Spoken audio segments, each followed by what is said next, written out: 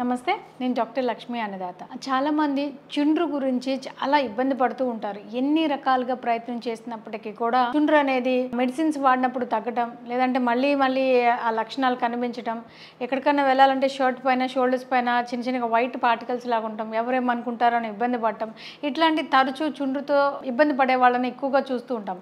అయితే న్యాచురల్గా ఎటువంటి ఇబ్బంది లేకుండా, సైడ్ ఎఫెక్ట్స్ లేకుండా, హెల్దీ హెయిర్ ఉండేలాగా మనం ఎటువంటి జాగ్రత్తలు తీసుకుంటే త్వరగా చుండ్రు నుంచి విముక్తి పొందేదానికి అవకాశం ఉంటుందో ఈ వీడియోలో చూద్దాం. చుండ్రు అనేది ఒక రకంగా మన స్కిన్ డ్రైనెస్ ఉంది అని, లోపల నుంచి మనకి బయట వరకు కూడా డ్రైనెస్ ఉందని చూపించేటువంటి ఒక సంకేతం కింద గ్రహించుకోవచ్చు. ఎప్పుడైతే డ్రైనెస్ ఎక్కువైపోతుందో అప్పుడు స్కాల్ప్ పైన ఉండేటువంటి చర్మం కూడా ఫ్లేక్స్గా అయిపోయి చర్మం చుండ్రు రూపంలో మనం దువ్వినప్పుడల్లా షోల్డర్స్ మీద రాలటం అనేది ఎక్కువగా చూస్తూ ఉంటాం.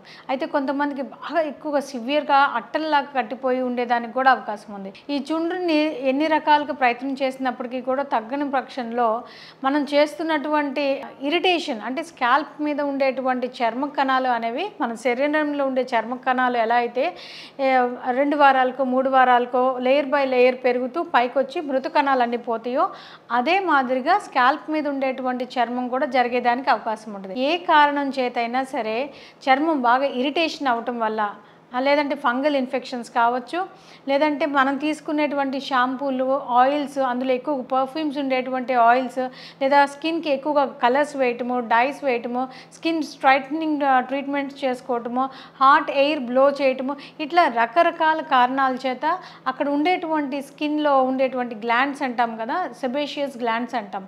ఈ సెబేషియస్ గ్లాండ్స్ సహజంగా ఒక మృదువైన ఆయిల్ని సెక్రేట్ చేసి మన హెయిర్ ఫాలికల్స్కి స్ట్రెంథెన్ చేయటం, స్కాల్ప్ అంతా కూడా మృదువుగా ఉండేలాగా తయారు చేసేటువంటి ఒక ఆయిల్ అని చెప్పుకోవాలి. ఈ ఆయిల్ని ఎప్పుడైతే ఈ ఆయిల్ గ్లాండ్స్ మనం చేసేటువంటి యాక్టివిటీస్ వల్ల, లేదంటే ఎన్విరాన్మెంటల్ ఫ్యాక్టర్స్ వల్ల, వాటర్ కాస్త హార్ష్గా ఉన్నా, లేదంటే వాటర్లో కెమికల్ కాంపోనెంట్స్ ఎక్కువగా ఉన్నప్పుడు అది ఇరిటేట్ జరగటం వల్ల మరింత ఎక్కువగా సీబమ్ సెక్రెట్ చేస్తుంది. ఈ ఆయిలీ గ్లాండ్స్ నుంచి ఎక్కువగా ఆయిల్ ఉత్పత్తి అయ్యేదానికి అవకాశం ఉంటుంది. అలాంటి సమయంలో చర్మం, అంటే స్కాల్ప్ పైన ఉన్న చర్మం మీద నుంచి కూడా కొత్త కొత్త కణాలు తొందరగా రావటము, మృతు కణాలు అక్కడే అతుక్కుపోయి ఉండటము, క్రమంగా మృతు కణాలు ఊడటం అనేది చూస్తూ ఉంటాం. అలాంటి సందర్భాల్లోనే ఎక్కువగా ఈ చుండ్రు అనే సమస్య ఎక్కువగా చూస్తూ ఉంటాం. సో అలాంటి సందర్భంలో మనం తీసుకోవాల్సిన జాగ్రత్తల్లో ప్రధానంగా చెప్పుకోవాల్సింది డైట్లో ఉండేటువంటి న్యూట్రిషన్ లోపం లేకుండా చూసుకోవాలి. ఎప్పుడైతే మనం తీసుకునేటువంటి డైట్లో seeds, nuts, fresh fruits, vegetables, water content ఎక్కువగా ఉండేటువంటి కూరగాయలు, ఆకుకూరలు, అదేవిధంగా ఫ్రూట్స్ అండ్ వెజిటేబుల్స్ కనుక ఎక్కువగా పెట్టుకున్నట్లయితే ఒక రకంగా బాడీకి కావాల్సినటువంటి పోషకాలు అన్నీ కూడా సమృద్ధిగా దొరికేదానికి అవకాశం ఉంటుంది.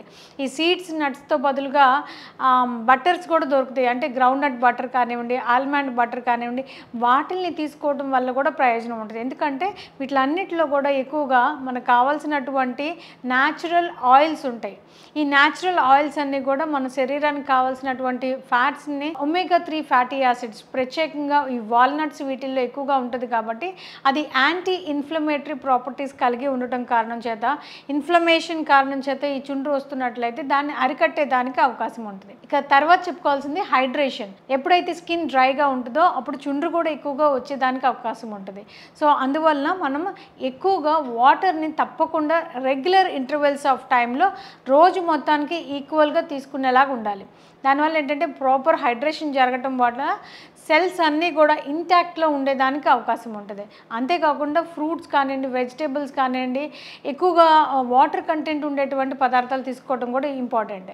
ఇక్కడ ఇంకొక విషయం చెప్పుకోవాల్సింది ఏంటంటే, చాలామంది చుండ్రు ఉన్నది కదా అనేసి రోజుకి 2-3 సార్లు హెడ్ బాత్ చేయటము, అందులో కూడా బాగా వేడివేడి నీళ్లతో హెడ్ బాత్ చేయటము, లేదంటే బాగా చల్లగా ఉండేటువంటి నీళ్లతో హెడ్ బాత్ చేయటము.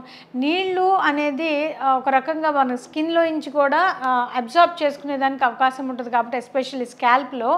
అలాంటి సందర్భంలో మీరు 2 హాట్ వాటర్ లేదా 2 కోల్డ్ వాటర్తో చేయటం వల్ల కూడా అక్కడున్న గ్లాండ్స్ ఇరిటేట్ అయ్యేదానికి అవకాశం ఉంటుంది, స్కిన్ మరింత డ్రై అయ్యేదానికి అవకాశం ఉంటుంది. కాబట్టి నార్మల్ రూమ్ టెంపరేచర్ వాటర్ కానివ్వండి, లేదంటే లూక్ వామ్ వాటర్తో కానివ్వండి, వారానికి 2 సార్లు మ్యాక్సిమం హెడ్ బాత్ చేసేలాగా పెట్టుకోవటం మంచిది. ఇంకొకటి ఏంటంటే స్కిన్కి ఆయిలేషన్ అనేది కూడా అవసరమే. అయితే ఇక్కడ అందరూ చెప్పేది ఏంటంటే చుండ్రు ఉన్న వాళ్ళకి ఎక్కువగా సీబమ్ సెక్రెట్ అవుతుంది అవుతుంది. జుట్టు అనేది మాకు రెండో రోజుకే బాగా ఆయిలీ అయిపోయి ముద్దలు ముద్దలుగా కట్టేస్తుందండి. హెయిర్ అంతా కూడా ముద్ద అయిపోయినట్టు ఆయిల్ లాగా ఉంటుంది, ఆయిల్ ఎక్కువ అయిపోయినట్లు అనిపిస్తుంది అంటారు. అందువలన ఏం చేయాలంటే రెగ్యులర్ ఆయిల్ని ముళ్ళును ముళ్ళుతోనే తీయాలి అన్నట్లుగా కొన్ని రకాలైనటువంటి ఆయిల్స్ ఎలా ఉంటాయంటే శరీరంలో నుంచి ఎక్కువగా ఉత్పత్తి అయ్యేటువంటి ఆయిల్స్ని లేదంటే ఆయిల్ గ్రంథుల్ని అక్కడ ఉండేటువంటి మలినాన్నిటి కూడా క్లెన్స్ చేసి బాగా నార్మల్ బ్యాలెన్స్ స్టేట్లో ఉండేలాగా తయారు చేసేటువంటి ఆయిల్స్ ఉన్నాయి. అవేంటంటే మనం రెగ్యులర్గా వాడేటువంటి క్యాస్టర్ ఆయిల్. క్యాస్టర్ ఆయిల్లో స్కిన్ని డ్రై చేసే గుణం కూడా ఉంటుంది. అది ఎంత థిక్గా ఉన్నా, ఎంత కన్సిస్టెన్సీ ఉన్నా కూడా, ఆ డెన్సిటీ ఎక్కువ ఉన్నప్పటికీ కూడా చర్మంలోకి చొచ్చుకుపోయే స్వభావం ఉంటుంది. అక్కడ ఉన్నటువంటి మలినాలని బయటికి తీసుకొచ్చి అక్కడ బ్లాక్స్ ఏమైనా ఉన్నా కూడా బ్లాక్స్ వాటిని కూడా రిమూవ్ చేసేదానికి చాలా అవకాశం ఉంటుంది. తర్వాత సెసమే ఆయిల్ అంటే నువ్వుల నూనె కానివ్వండి, మస్టర్డ్ ఆయిల్, ఆవ నూనె అంటాం కదా, ఇవి కూడా చుండ్రు ఉన్న వాళ్ళకి చాలా బాగా పనిచేస్తాయి. సో మీరు ఎప్పుడైనా సరే రోజు నైట్ టైం ఎస్పెషల్లీ పడుకోబోయే ముందు ఈ నూనెని అన్నిటిని కూడా గోరువెచ్చగా తయారు చేసుకొని మరి స్కాల్ప్కి బాగా జుట్టు కుదుర్ల దగ్గర బాగా ఎక్కడైతే చుండ్రు ఎక్కువగా ఉందో అక్కడ బాగా లైట్గా మసాజ్ చేస్తూ ఈ ఆయిల్ని బాగా స్కాల్ప్లో అబ్జార్బ్ అయ్యేలాగా ప్రయత్నం చేసినట్లయితే చుండ్రు త్వరగా వెళ్ళిపోయేదానికి అవకాశం ఉంది.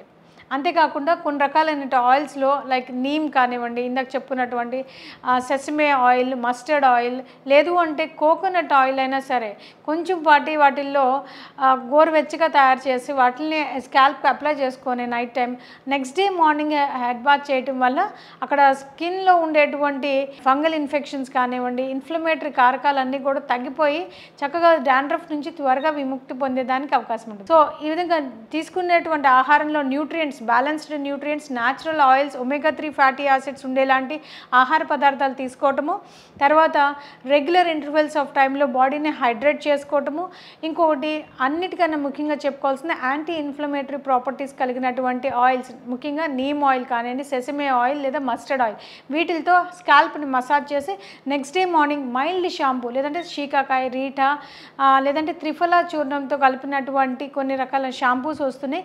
ఆ షాంపూస్ అయినా యూజ్ చేసుకోవడం వల్ల చుండ్రు నుంచి త్వరగా విముక్తి పొందేదానికి అవకాశం ఉంటుంది. Thank you for watching.